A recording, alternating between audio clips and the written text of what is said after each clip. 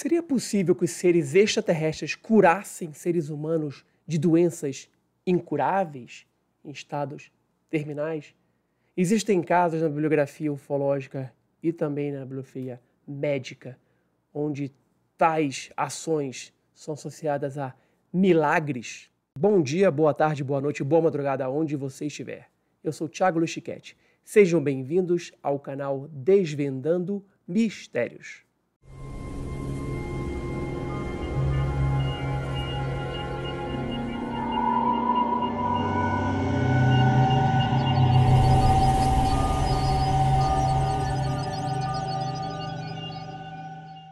Olá, pessoal. E a minha entrevistada de hoje é a pesquisadora norte-americana Teri Lynge-Kehl. Teri é diretora da MUFON desde 2016. Personalidade de rádio e TV da Kehl Media, é também autora e palestrante, e investigadora de campo certificada e também criadora da United MUFON. Teri é consultora da equipe da Universidade MUFON e se dedica a ajudar a trazer a MUFON para o século 21. Seu livro, Cura Alienígena, a verdadeira história de um extraterrestre benevolente, é apenas uma de suas muitas experiências pessoais e relata uma interação com um híbrido reptiliano que ocorreu em 2012, que usou um poderoso instrumento biológico para realizar uma cura milagrosa de seus órgãos internos que eliminaram sua dor agonizante de um problema de saúde ao longo de 12 anos. Você acredita que é possível seres extraterrestres curarem seres humanos? E qual o motivo disso? Antes de darmos seguimento a essa entrevista com a Teri, mais uma entrevista inédita e exclusiva, não se esqueça de se inscrever no canal. Marque também o sininho, para sempre que tiver um vídeo novo você não perder nada. Dê um like também em todos os vídeos do canal.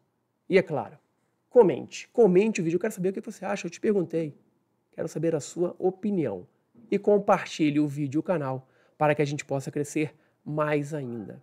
Vamos então para essa entrevista inédita e exclusiva, mais uma das entrevistas inéditas e exclusivas que você só encontra aqui no canal Desvendando Mistérios.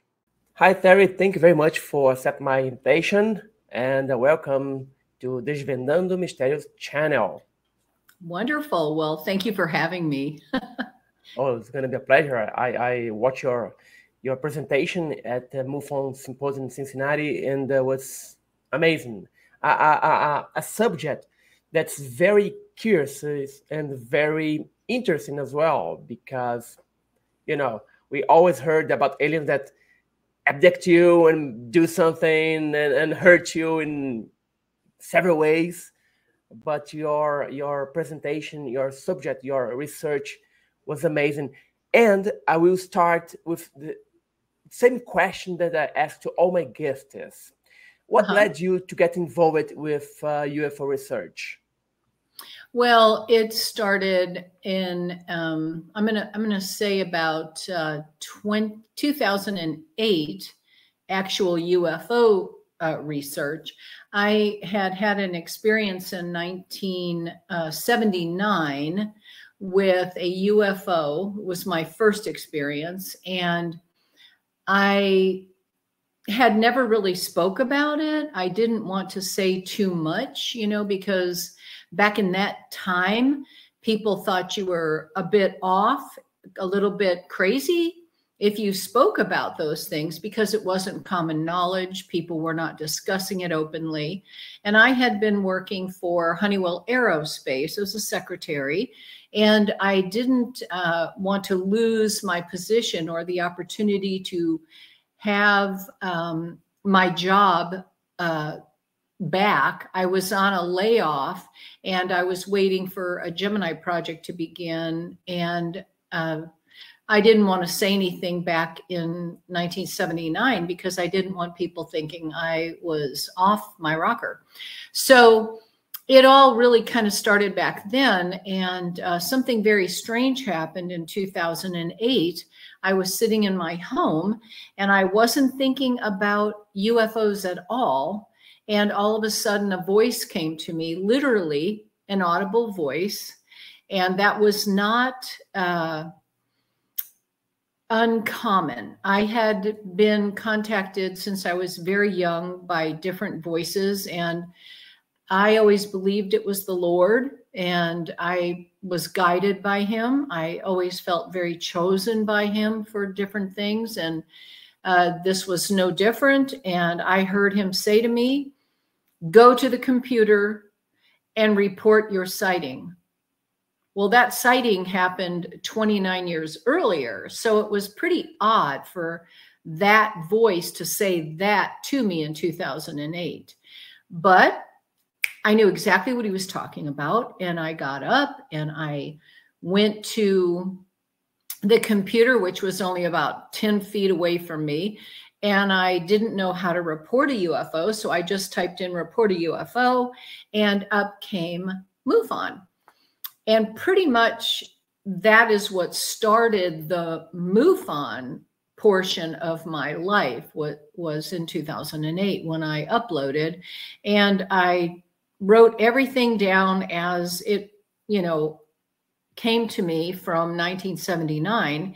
And then that was it. I filed it. And 2 years later, in 2010, was when I was sitting in my house again, and the same voice came to me and said, go to the computer, revisit your sighting account. So I did. I just got up, I walked the 10 feet again and said, now I made that report, I think it was, and I remembered MUFON because I had a file there. And I brought up MUFON and it said, become an investigator. And that's how I actually got involved with MUFON.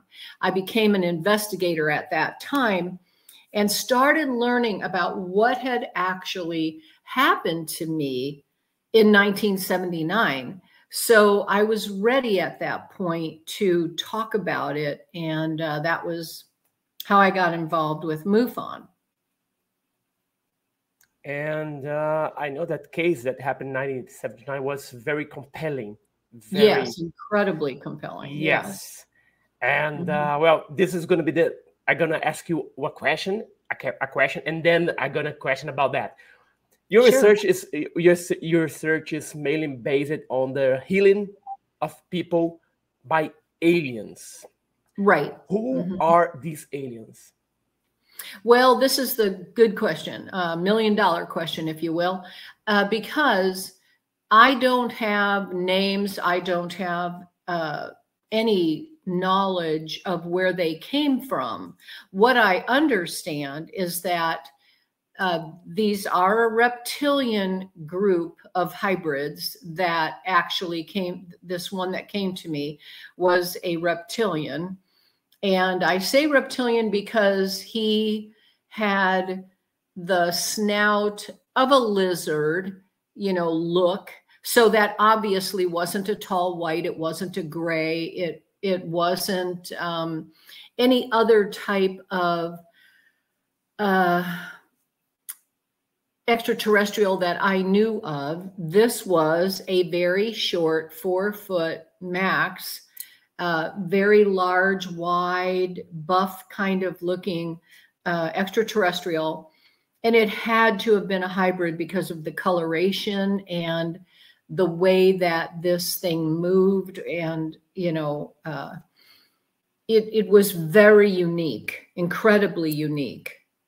And I spent quite a bit of time with 2 different artists trying to bring up the pictures of that.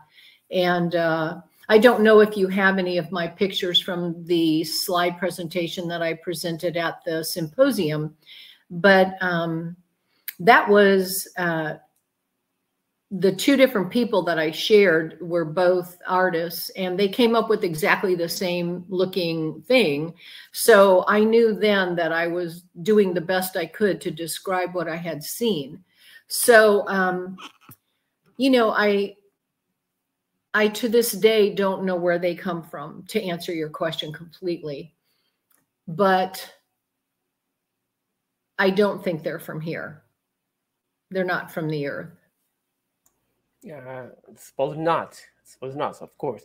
And now let's talk about your experience that happened in 1979 that I think changed your life. It did. Because it's something out of this planet, you know? Yes. I'll give you a quick Reader's Digest version of it because it happened in 1979, and I was coming home late from work one night, and as I was getting closer to my neighborhood, there was a street I was going to turn on, and before I made the turn to the left, in front of me was a railroad track, and I kept looking at this thing that was on the railroad track. And at first I thought it was a train, but then the more I looked at it, I could tell that was not a train. And I was a very strong believer in God, and I didn't believe in UFOs, and I didn't believe in aliens. And I thought they were comic book entertainment, and I really couldn't wrap my mind around what I was seeing. But here's this craft hovered over the railroad tracks, and it was just the most beautiful thing. And my car rolled right up to it and shut off. And I thought, oh my gosh, I can't believe I'm having car trouble at a time like this where I was so scared and freaked out. What is that thing? And I'm looking through the windshield, and I'm staring at it, and I said to myself, whatever you do, Teri, don't get out of the car. And what do you think I did? My hand reaches down and opens the car door, and I start this inward struggle going, what are you doing? Don't get out of the car. Don't get out of the car. And I'm getting out of the car. These extraterrestrials had such a power and pull over me. They were causing me to exit the vehicle, even though I didn't want to. I didn't want to get out. I was afraid. And the next thing I know, I'm standing in front of my car, and I thought, how did I get here? I don't remember getting here. Well, because I didn't know about missing time, I was having some missing time. And it didn't make any sense to me at all, because when you don't know about something, you can't understand what's happening. So it didn't make any sense at all. And I'm standing in front of my car looking at this, and I'm like maybe 150 feet, not more than 200 feet from the craft. And I'm looking at it, and it is absolutely beautiful. It had a blue light going around the center of it, and it was very, oh gosh, it was just stunning. It was silvery pewter colored, and I was looking for a door or windows or rivets or something showing that it had been put together, by humans. And there was nothing there like that. So I couldn't identify it. I thought, how could this be just one piece of metal? Where are the rivets? And so it wasn't making any sense to me. And as I stood there watching it, I started feeling calm. And it was making me feel like it was understanding my feelings. And I thought, how could that possibly be? Whatever it is. And at the time, I knew it was a UFO, but I just didn't believe in them. So then, as I'm looking at this thing, and I don't know how long it was I stood there staring at it, but it was a while. And all of a sudden, this light from this other area, where here's the railroad tracks, I'm on the road, and over to the right was a big, huge, empty field. And in that field was landed another craft, but I never saw it because I was looking this way and the other one was over here. So as I'm looking at that, all of a sudden this huge blue light, the same exact color as what was going around that other UFO, came at me. And it was a massive beam. It was very wide, wider than my body wide, and back in that day, 1979, we did not have anything called fiber optics. So there was nothing about that I could identify. That was the most beautiful blue light I had ever seen. And I'd never seen anything like that. So not in a movie or anything. So it was really bizarre. And now this whole big, huge blue light is on me. And out of that blue light came a figure that was absolutely horrifying to me.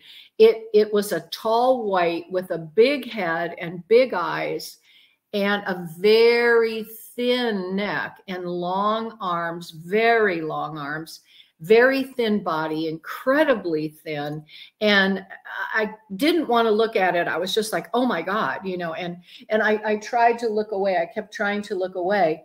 And it was over here to my left. And I kept trying to look away from it. And I thought, you've got to be kidding me, Lord. I actually started saying this to God himself. Why would you let me see this? Why would you let me see this? This is so creepy. I don't want to look at that. It's so ugly. What is it? And I couldn't figure out even what it was. So then I looked down and noticed my feet were about, you know, a good 2 to 3 feet off the ground. And I'm not even standing in front of my car anymore. I'm raised up and I don't know how I'm standing there. But then he starts moving me over towards him.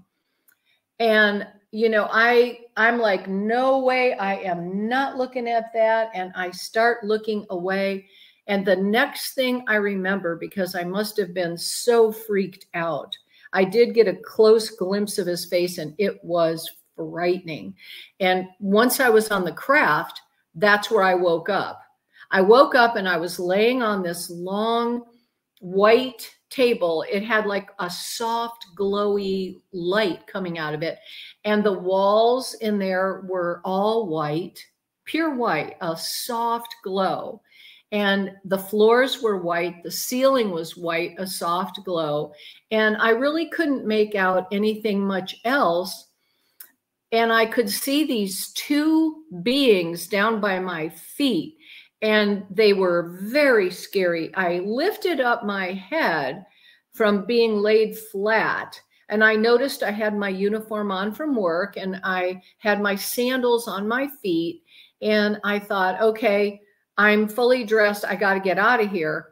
I got to get out of here. And all of a sudden, this one was getting it was a gray, by the way. I didn't know it at the time because I didn't know that there were grays. So I couldn't have understood what I was looking at. But it was just really creepy and small. It was small and very unlike the tall white, very different. And I knew it was different, but then I kept thinking, oh God, where is that thing? And the gray one had 3 fingers that I could see, and he touched my left ankle, which absolutely freaked me out. And the next thing I know, I'm wondering where that tall white was, and he comes right into my view. And I looked up and I was like, oh my gosh.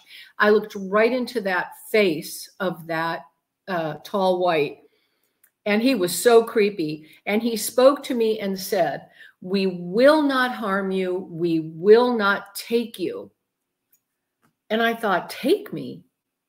Take me where? And I just thought, how crazy is that? I mean, where does he think he's going to take me? And the next thing you know, I knew I was getting up to run. And he put me under somehow by just looking at me. And the next thing I remembered was being in front of my car again. But this time I'm standing on the pavement. I'm not raised off of it. They only raised me to move me. And I'm looking at this craft and it's hovered over the railroad tracks. And I'm not the same girl that went into that craft over there. Now I'm saying, please take me. Don't leave me here. Don't leave me here. And then I'm like, what are you saying? Again, I'm having this fight with myself and this internal struggle. And I thought, why would you say something like that, Teri? And then I went right from saying that to myself to saying to them, don't leave me here. And I was pleading, and I thought, how stupid. Why are you saying that? I couldn't make any sense of it. It just didn't make any sense. And so then I'm looking at it, and all of a sudden this craft flips and it goes completely vertical. And it happened in the blink of an eye. And I was like, oh my gosh, you know, and I'm just looking at it in this a vertical way. And I don't know how long I looked at it that way. And then all of a sudden it shot up so fast in the blink of an eye again. And it was up in the sky, and I could still see it. And I thought, don't leave me here. And I was crying. I was pleading with them to take me. Now, this is not the girl that pulled up to that craft. I was scared. And now I'm pleading with them. I'm like, what in God's name happened to me? And they didn't talk to me or anything. It just was up there. And then all of a sudden, out from the bottom of that craft, which was huge. Oh, I went back the next day and measured from one side of the road to the other. It was 42 feet long, because this thing took up the entirety of the roadway to one street going south and one going north. And it was 42 feet at the railroad crossing. And so I knew this thing, you know, that I was seeing the next day, I understood it was 42 feet. And out from under the bottom of it came a fireball, and it was just going, I mean, you could hear the fire, and it was a real fire. It wasn't like it was just, you know, orange. It was a fire. And I thought, oh my God, there's a fire out of that thing. And I thought, how bizarre. It couldn't get any crazier. And I'm still asking it to come down and take me. And I will never understand that. Not even to this day do I really fully understand what that was all about. But the next thing I know, after watching them both be there, they both took off in a blink. They took off, and off they went towards the Gulf of Mexico. And I was standing in the middle of the road going, are you kidding me? And I thought, oh my God, I need to talk to somebody I know, somebody I love, somebody that understands me, won't laugh at me. And I thought, okay, my mom. Well, it was 2:30 in the morning when this started. And I thought it was only like maybe, I mean, it was 2 o'clock or so, maybe 2:15 when it started. And so I thought it was like 2:30 now, somewhere around there. And so I got in my car, it started right up.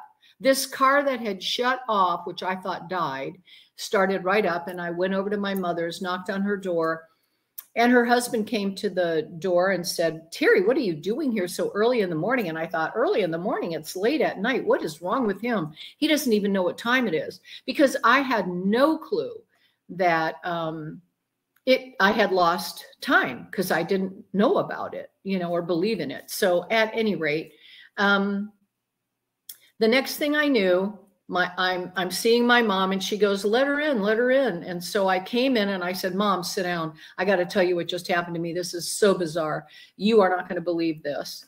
And here it was 4 o'clock in the morning, and I had no idea, none. So I'm telling my mother all this. I'm 27 years old at the time. Okay. And I tell her the whole thing, and I'm just almost in tears. I'm absolutely freaked out. And she very calmly, you know, puts her hand on my knee and pats my knee and says, it's okay, Teri. I've seen them too. I was like, you got to be kidding me. So I got so angry with my mother. I jumped off the couch. I screamed at her. How could you not have told me about this? How could you have allowed me to live all these years, you know, 27 years without knowing about this? So that was my first experience. And that was the first time in my life that I had heard that my mother had also had an experience. And hers was very different than mine, but she had an experience, her and her husband, and they were telling me about it. And you can imagine how shocked I was. So later in, about, I don't know, maybe 5 or 6 years later, well, in 2014 or 15 is when I found out my oldest brother had also had, when he was 9 years old, a visitation from a craft, and it was very profound, changed his life. And then, of course, my son in 2012 had a visitation from a different craft altogether while he was with me on a mother-son date night. And I thought, 70 years we've had visitations in our family now, 70 years from the 40s to today. And it's just been bizarre, but that was my first experience. And,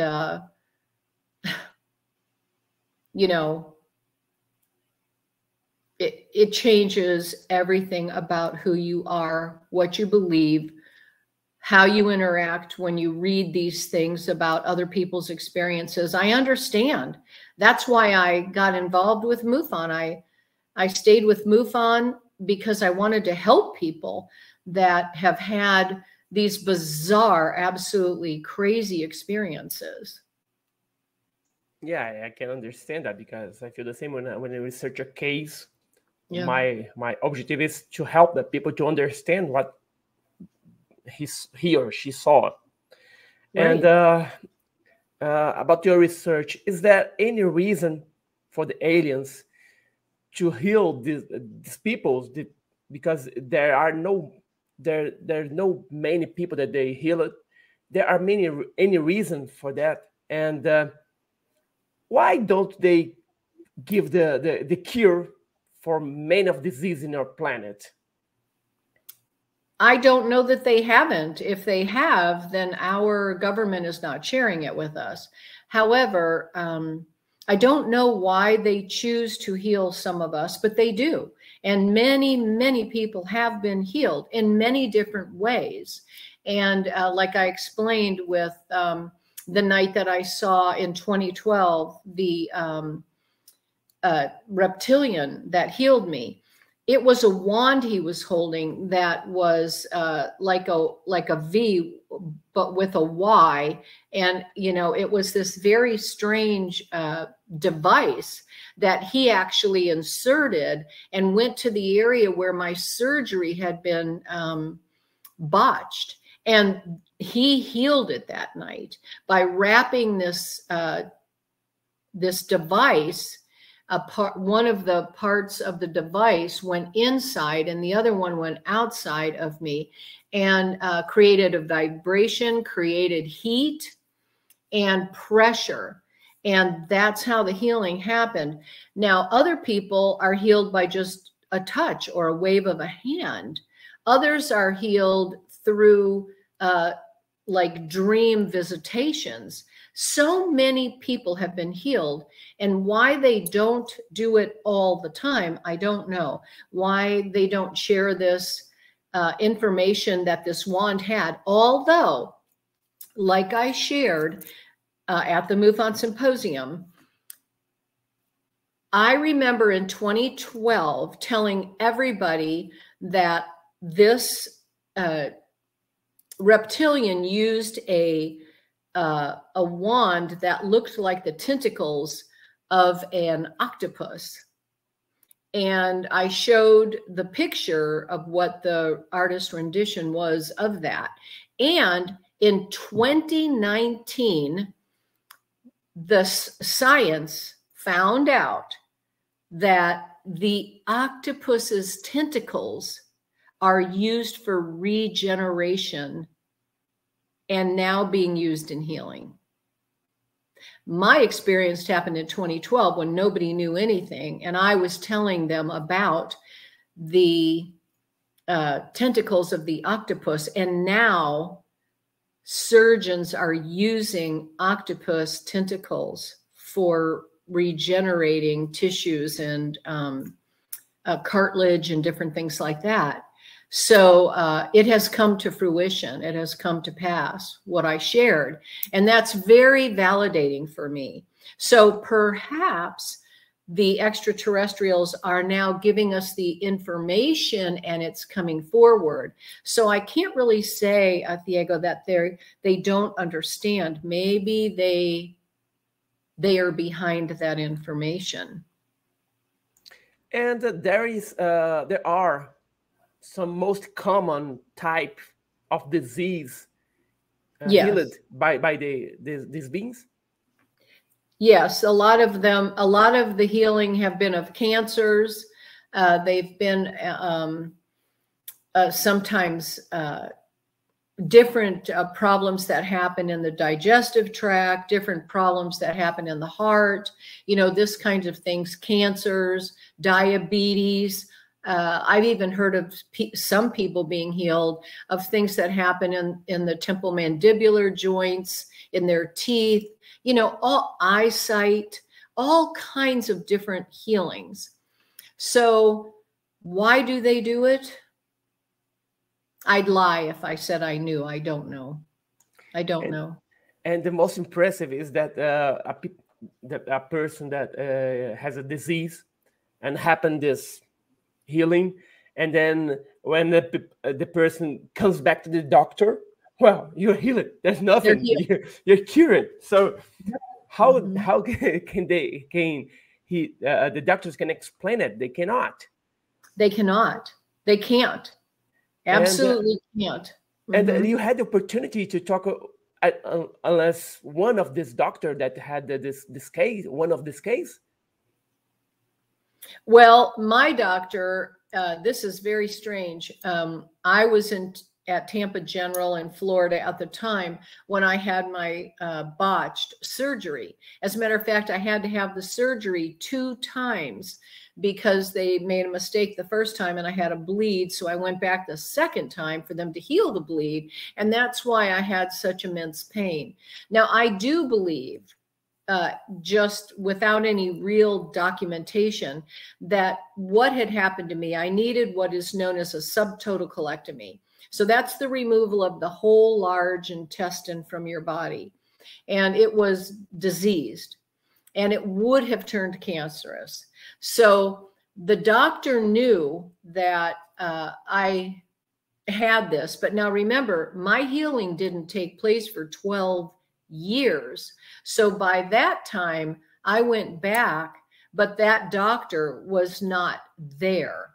So I couldn't even go back in and have him revisit my situation. It was 12 years later and he had gone on. He was there teaching a lot of the younger fellows at the Tampa General Hospital. So my surgery, which was 8.5 hours long, had about, I think they said 8 different surgeons that he was teaching. It was a teaching hospital at the time. I don't even know if it still is, but it was a teaching hospital at the time. So they all were there learning, and I spoke to many of them, but I didn't know their names. So going back, I never did myself go back for any documentation, which I should have. I really should have. And one of the most interesting cases that was one that occurred in St. Petersburg, Florida in 2012. Yes. And you got also a DNA result that was in a reptile in nature. Tell us about this case, please. Okay, so that is in 2012 when the reptilian came in to heal me of that surgery that I had that had been botched. Later, after the experience and having been, having gone through, you know, the wand and the healing being, the tentacle being wrapped around this area that was hurting so bad, the next morning I was not in pain. And so I had called some of my friends at MUFON, Kathleen Martin, and Denise Stoner, who worked with me in Florida MUFON. And they told me, make sure you get swabs in case we could ever get some DNA samples, you know, to a lab. And so I did. I got one single swab, which was really stupid. I should have gotten more, 2, maybe 5, but I didn't. I wasn't thinking clearly after having an experience like that. I was absolutely freaked out. And I got the swab and I sealed it and put it in the freezer. And I froze it for 7 years. It was in the freezer. And then I was contacted by Debbie Ziegelmeyer, who is with MUFON. And she's with Missouri MUFON, where the lab is that we have. The MUFON lab is in Missouri MUFON. And she asked me to submit it. So I used all their sterilization protocols and I sent the swab to the lab for an evaluation. And the geneticist saw that my swab was loaded with different bacterias, with blood, with different things that she could identify. And it had a second signature on it. It wasn't just my signature on the swab. So she started looking for whose signatures were on that. And she was able to find, through some geneticist friends and other people that were working with animals and things like that, she found the tegu South American lizard. And that lizard, that DNA was on my swab. And that's how she found out that the reptilian was a hybrid of the reptilian and a lizard. So this is why that reptilian looked the way that it did. And I had described this particular reptilian to her and told her it had very dark circles around its eyes. Well, the tegu has very dark circles around its eyes, and it was many colored. The tegu comes in many colors. And this particular reptilian that was in my room that night had all of those colors on him. He was an amalgamation, if you will, of all these different colors. And then he also had this snout and big, big jowls. The tegu has these big jowls and this smaller snout. And I was shocked. The very first time I ever even saw the tegu, I was like, oh my God, that is exactly the kind of face and shape of those jowls that that thing had that night. And for the first time I saw the tegu, I was just like, oh my gosh, it's so much like what I saw. And I believe it is a part of that reptilian. And so somehow or other, they have brought these two species together to create this. And the tegu is still here in South America. And now there is a hybridization with reptilians and the tegus. So it's very interesting to me that she was able to get this DNA data and see that on the gel in the DNA sequencer, my DNA showed up and his DNA showed up. Oh, it's amazing. It's amazing. It's amazing. It is. It's beyond amazing. Yeah. And there are there records of another extraterrestrial races healing human beings? Because I heard that, you know, the Tolwites or the Nordicus heal people. In your research, what kind of extraterrestrial you found that heal people? Right. And there are different types of extraterrestrials that have healed. And many people have written about them. Mine was this reptilian. And, you know, the reptilian always gets a really bad rap by people because a lot of people say, oh, you know, they're such mean creatures, you know, and they're never good. but I have seen two different reptilians in my experiences, and both of them were exceedingly kind. The reptilian that healed me spoke to me and said, "Be still."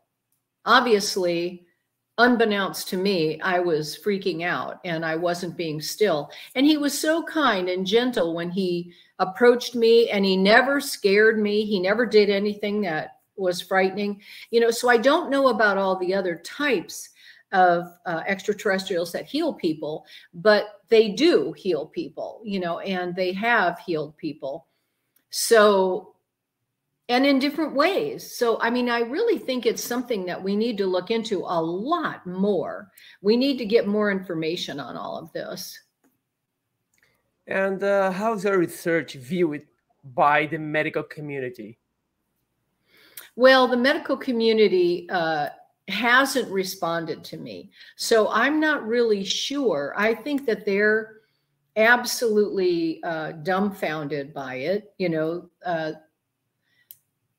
anything new that comes up, and especially something through ufology, is going to create a lot of questions, and it's going to create quite an uproar, and they're not going to adhere to it very quickly. They're going to want many more tests, and I don't blame them. I think that's what science is all about, is to, you know, redo tests on different levels with different people, and you know, be able to prove something. I can't prove anybody else's healing. I can only prove mine, and I don't have the pain that I had for 12 years. Completely healed of it. Yeah. And to finish our interview, how do you see the human and the extraterrestrial interaction in the future?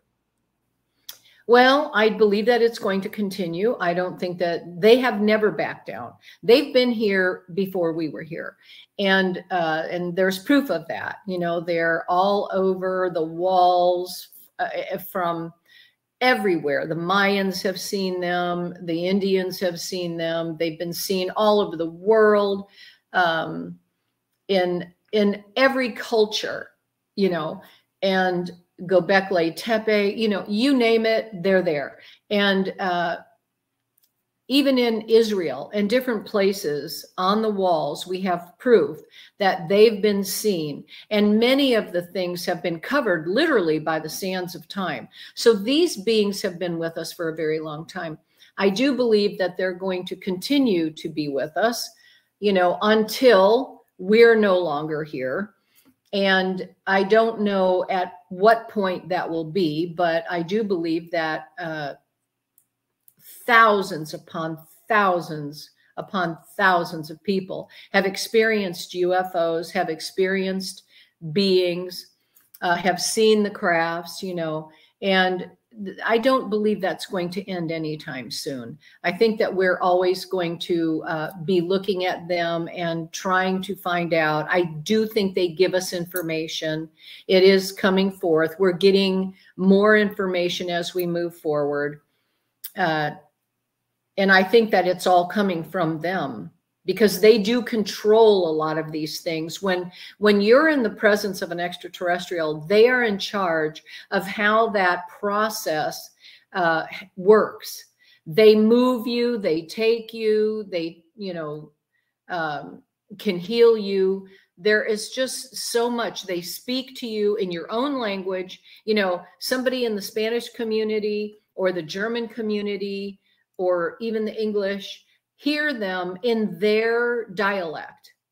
So they're able to cross these barriers, you know, and I don't believe that, you know, they're separated. I believe they just understand all of us. So this is going to continue to happen. We're going to have more things happen in the near future, I do believe. I hope so. Yes. Teri, thank you very much for your time. Thank you very much for sharing your experience. That was amazing. I'm gonna leave in the description of the video. I'm gonna leave your website, and if people want to reach you and try to contact you to share their experience, I think they're gonna be very welcome by you.